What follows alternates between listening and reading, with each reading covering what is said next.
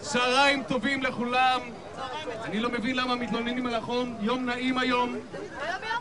חברים, אני באתי לכאן לחזק אתכם. מצוקת הדיור היא מצוקה אמיתית. אני זיהיתי אותה עוד שהייתי שר האוצר, ואז נהפכתי לראש ממשלה, ואז שכחתי מזה לגמרי. חברים, כדי לפתור את מצוקת הדיור צריך לשנות כבר היום את סדר העדיפויות במדינה הזאת. עד היום התקציבים הלכו קודם למתנחלים, אחר כך לדתיים ורק אז לכל השאר. המצב הזה לא יכול להמשיך יותר. מהיום נשנה את סדר העדיפויות.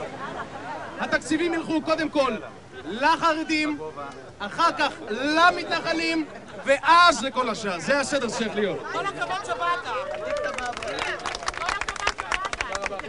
חן חן גברת, אהלן. אני מכיר אותה. מאיפה?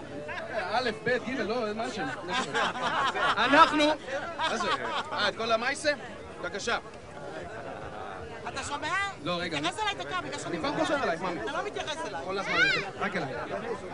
עד היום, שימו לב, עד היום התקציבים הלכו קודם כל למתנחלים, אחר כך לחרדים ואז לכל היתר. אנחנו נשנה את זה. שכך, שקודם כל זה ילך לחרדים, אחר כך למתנחלים ואז לכל היתר. אז כולם יהיו מבסוטים. אנחנו נספק ילדה קטנה, אל תדאגי, אני כבר מטפל בה. יהיה לך דירה. זה ילד או ילדה? אני לא יודע כבר. השמאלנים אוהבים להאריך שיער. אנחנו נספק לכל זוג צעיר קרקע לבנייה במחיר אפס. סליחה, 2,700,000. אנחנו נבנה עבורכם 50,000 דירות חדשות בתוך שעה וחצי. סליחה, שנה וחצי. סליחה, 10 שנים וחצי. והדירות הללו יהיו במרכז העיר. וכשאני אומר במרכז העיר, אני מתכוון למרכז העיר לוד. איפה מחיאות הכפיים שלך? חברים, אני שמח שאנחנו שומרים על דיאלוג תרבותי ולא נגררים לקריאות כמו שטייניץ הביתה או שטייניץ הביתה, שטייניץ הביתה, שטייניץ הביתה. אני רואה שאתם מכירים את השיר הזה בעל פה. אוקיי, אני יודע, זה לא מספיק, אתם דורשים הרבה ואתם רוצים לראות תוצאות עכשיו. ולכן, ממשלת ישראל החליטה להעניק לכם סיוע מיידי ולתת לכל אחד ואחד מכם את מה שאתם צריכים. וזה קרטיבים, איפה הקרטיבים שלהם? תן להם קרטיבים שלהם. בבקשה, אתה אדוני, ילדה, לא שכחתי אותך, מגיע לך 2. את בעבודה. איזה טעם? את רוצה רמזור? את רוצה רמזור? אחורה, גם אחורה. תקשיב רגע, משהו, 2 מילים.